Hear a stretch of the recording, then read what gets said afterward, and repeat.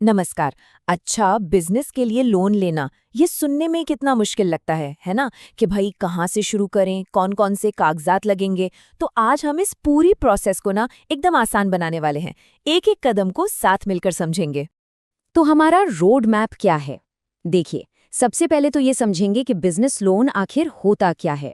फिर जरा नंबर्स में घुसेंगे, मतलब क्या है वो आंकड़े जो लोन की शर्तें तय करते हैं। इसके बाद देखेंगे कि कौन अप्लाई कर सकता है, कौन नहीं, और हाँ, सबसे जरूरी कौन कौन से डॉक्यूमेंट्स लगेंगे। आखिर में कुछ ऐसी छोटी छोटी बातें हैं जो अक्सर लोग मिस कर जाते हैं, उन पर भी बात करेंगे। तो चलिए शुरू करें।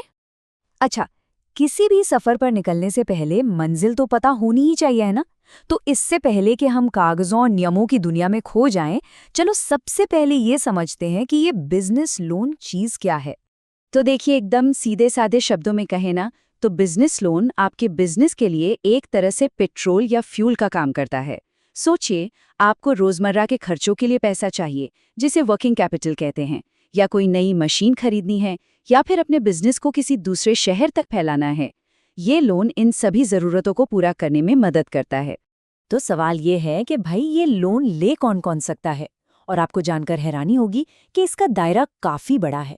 कोई अगर अकेले ही अपना काम कर रहा है, मतलब प्रोप्राइटर है, या फिर पार्टनरशिप में कोई बिजनेस चला रहा है, या कोई प्राइवेट लिमिटेड कंपनी है, ये सब अप्लाई कर सकते हैं।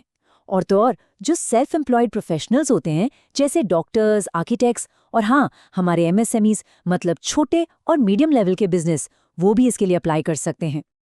चलिए, अब आते हैं सबसे काम की बात पर। वो 3 सवाल जिनके जवाब हर कोई जानना चाहता है। पैसा कितना मिलेगा, ब्याज कितना लगेगा, और चुकाने के लिए टाइम कितना मिलेगा। यकीन मानिए, यही 3 आंकड़े आपके लोन का पूरा हिसाब किताब तय करते हैं।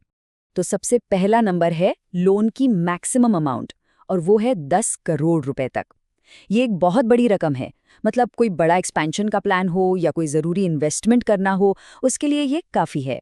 हाँ, ये बात और है कि किसको कितना पैसा मिलेगा, ये तो उसके बिजनेस की ज़रूरत और उसकी प्रोफाइल पर ही डिपेंड करेगा।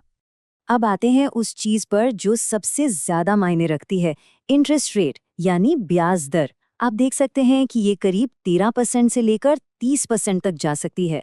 अब आप सोच रहे होंगे कि इतना बड़ा गैप क्यों? तो इसका जवाब ये है कि फाइनल रेट इस बात पर डिपेंड करता है कि एप्लीकेंट का क्रेडिट स्कोर कैसा है, बिजनेस कितना स्टेबल है और बैंक या लेंडर को कितना रिस्क लगता है। अब बात करते हैं समय की। ये लोन चुकाने के लिए 5 साल तक का समय मिल सकता है। पर एक बात हमेशा याद रखनी चाहिए, टेन्योर जितना लंबा होगा, मंथली ईएमआई उतनी ही कम होगी, लेकिन आखिर में जो टोटल ब्याज चुकाना पड़ेगा वो बढ़ जाएगा। तो ये एक बहुत जरूरी फैसला है जिसे सोच समझ कर लेना पड़ता है।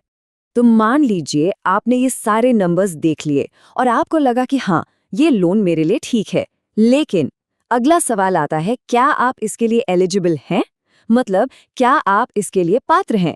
लेंडर आपके एप्लीकेशन देखने से पहले कुछ बेसिक चीजें चेक करते हैं।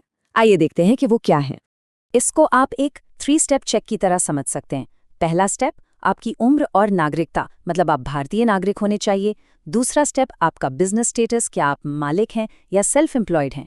और तीसरा और सबसे जरूरी स्टेप, आपकी प्रोफाइल। यहीं पर आपका क्रेडिट स्कोर और बिजनेस का पूरा ट्रैक रिकॉर्ड देखा जाता है। जब ये तीनों शर्तें पूरी होती हैं, तभी एप्लीकेशन आगे बढ़ती है। अच्छा, अगर एलिजिबिलिटी चेक पास कर लिया, तो अब आता है असली काम, पेपर वर्क यानी कागजी कार्रवाई।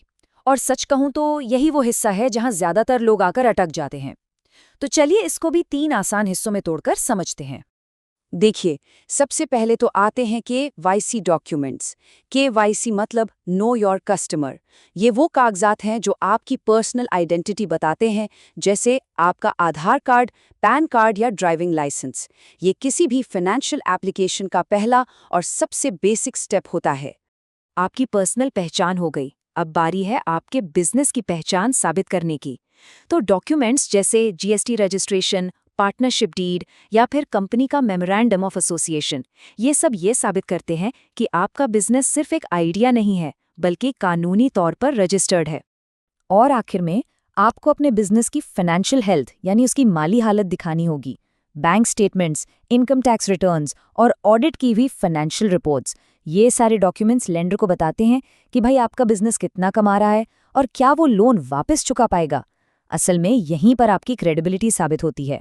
चलिए, अब प्रोसेस के एक ऐसे हिस्से पर आते हैं जिसे बहुत से लोग अक्सर अनदेखा कर देते हैं, लेकिन ये बहुत बहुत ज़रूरी है, और वो है एक को एप्लीकेंट यानी सह आवेदक का होना। और सुनिए, यहाँ के नियम काफ़ी सख्त हैं। को एप्लीकेंट कोई करीबी रिश्तेदार ही हो सकता है, जैसे कि पति या पत्नी या फिर माता पिता। एक इंटरेस्टिंग बात यह है कि कोई दोस्त को एप्लीकेंट नहीं बन सकता।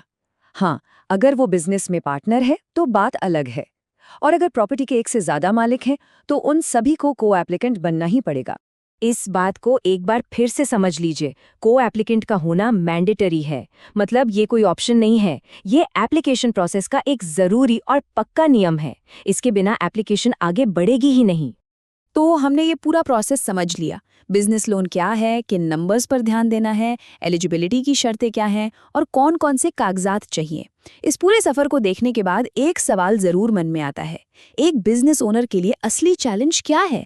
लेंडर के स्टैंडर्ड्स को मीट करना या फिर उन स्टैंडर्ड्स को साबित करने के लिए सारे सही कागजात इकट्ठा करना? इस पर सोचिएगा ज़रूर।